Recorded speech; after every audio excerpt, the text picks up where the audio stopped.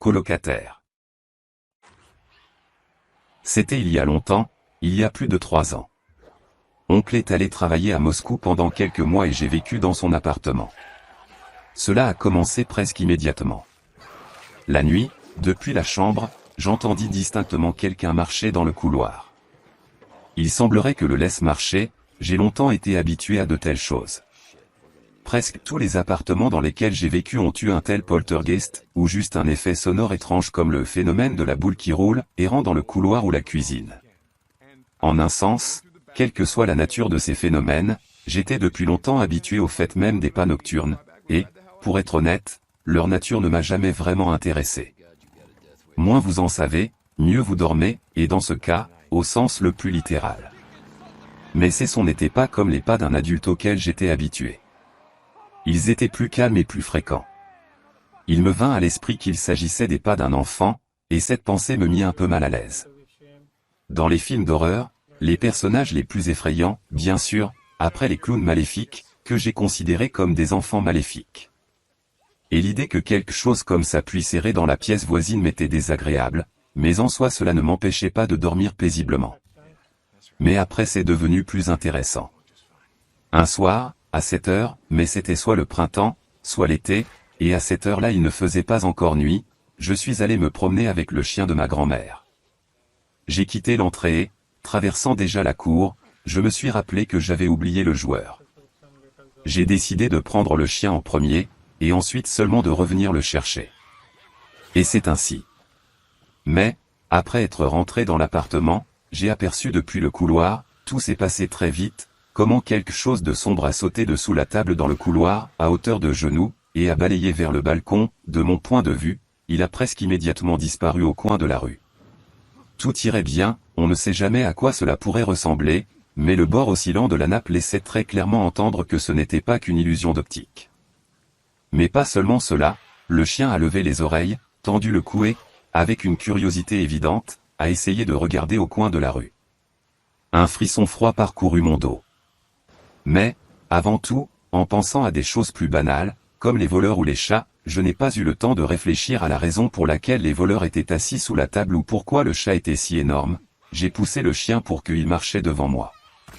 Soudain, le chien a relevé ce qui ressemblait à une queue, c'était un Rottweiler, et a reculé, refusant catégoriquement d'entrer dans la pièce. Mais je l'ai quand même presque jeté dans le couloir. Il n'y avait personne dans le hall, le balcon était fermé. Je suis allé dans la chambre, juste au cas où, j'ai même regardé dans le garde-manger, mais tout était vide. Seule la nappe se balançait encore, comme par moquerie. J'ai pensé, qu'est-ce que je m'attends à voir ? Elle haussa les épaules et alla promener le chien. Quand je suis revenu, bien sûr, déjà sans chien, c'était un peu inconfortable d'entrer dans l'appartement, mais cette fois, rien d'autre n'a sauté dessous la table et je me suis calmé. Aller dormir cette fois, bien sûr, était un peu effrayant.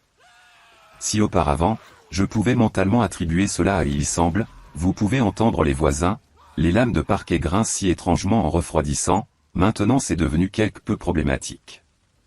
Il y avait vraiment quelque chose là-dedans. Non, le fait même que quelque chose se promène dans la salle ne me dérangeait pas beaucoup, eh bien, ça RR, car cela ne fait de mal à personne. Si ce quelque chose avait l'intention de faire du mal à quelqu'un, alors il avait beaucoup d'opportunités, mais pendant un mois, il n'a fait qu'errer. Mais l'idée que quelque chose puisse se promener pendant que je dors ne m'attirait pas du tout. Je repassais mentalement dans ma mémoire tous les piétineurs nocturnes que je connaissais, et ils ne piétinaient tout que dans les limites d'une pièce. Là-dessus je me suis calmé. Parfois, je ne pouvais pas m'endormir pendant longtemps en écoutant les pas dans le couloir, mais ma conscience ne me permettait pas de m'échapper lâchement de cet appartement. Comment pourrais-je alors me regarder dans le miroir, réalisant qu'une sorte de reptile piétinant m'a survécu depuis l'appartement? Mais alors quelque chose d'assez drôle s'est produit, quand j'ai quitté la salle de bain le soir, dans un grand miroir accroché à la porte ouverte de la chambre, le passage vers la chambre elle-même ne m'était pas visible de là, seulement la porte avec un miroir, j'ai vu comment quelque chose de sombre a sauté des chambres. Où il est allé ensuite, je ne pouvais pas voir. Cela m'a traversé la tête, les hallucinations visuelles, en règle générale, ne sont pas réfléchies par les miroirs, en ce sens, les patients, voyant une certaine image visuelle, ne voient pas son reflet dans le miroir, s'il est à proximité.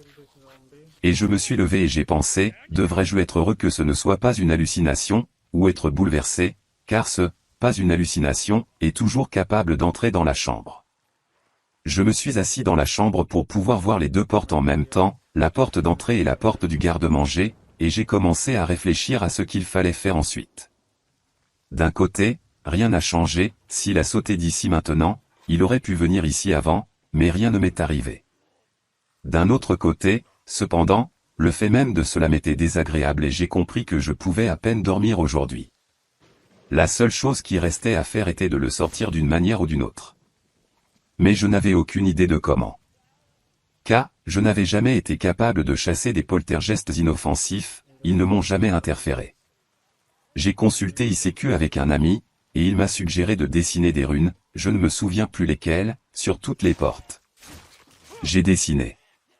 La nuit, je n'ai pas éteint la veilleuse et j'ai écouté longtemps les bruits du couloir, mais je n'ai pas entendu les pas et j'ai fini par m'endormir. Il n'y a plus eu d'incident. Rien d'autre n'a sauté de nulle part et rien n'a piétiné nulle part. Quand mon oncle est revenu, je lui ai parlé du méchant clochard, qui, quel dommage, m'a fait tellement peur que j'ai décidé de le chasser. À quoi il a répondu, quoi, encore? J'ai demandé ce que encore signifie, et il m'a raconté l'histoire suivante. Lorsque son chien Nika, également un Rottweiler, est mort, il l'a enterré, mais au bout d'un moment, il a commencé à entendre quelque chose errer dans le couloir, et il pourrait aussi être dans le couloir, et pas comme le mien, j'ai entendu des sons uniquement de la chambre, respirant, grommelant et tripotant sous la table, il y avait la place de Nikki. En général, il fait tout ce que le chien a fait. Au début, cela n'a pas dérangé mon oncle non plus, mais ensuite, avec l'apparition du estompé, une odeur putride a commencé à se répandre dans la pièce. Chaque jour, c'est pire. Lorsque la puanteur est devenue insupportable, il est allé à la tombe et a demandé au chien de ne plus revenir. Et elle, comme il le dit, n'est plus apparue. Mais, voyez-vous, quand il est parti, elle a décidé de rendre à nouveau visite aux invités, et de toutes ses forces, apparemment, elle a essayé de rester incognito, elle n'est partie qu'après que je me suis couché ou que j'ai quitté la maison. Cela explique au moins pourquoi les pas étaient si fréquents, comme ceux d'un enfant. Puis j'ai eu encore plus honte parce que j'avais peur du chien. Mais de toute façon, ce quelque chose n'apparaissait plus. Voici une histoire tellement ridicule. Je serais probablement heureux d'écrire tout cela quelques années plus tard pour ce qu'il me semblait, mais la nappe qui se balance dans ma mémoire et le chien dressé ses oreilles ne me permettent toujours pas de le faire.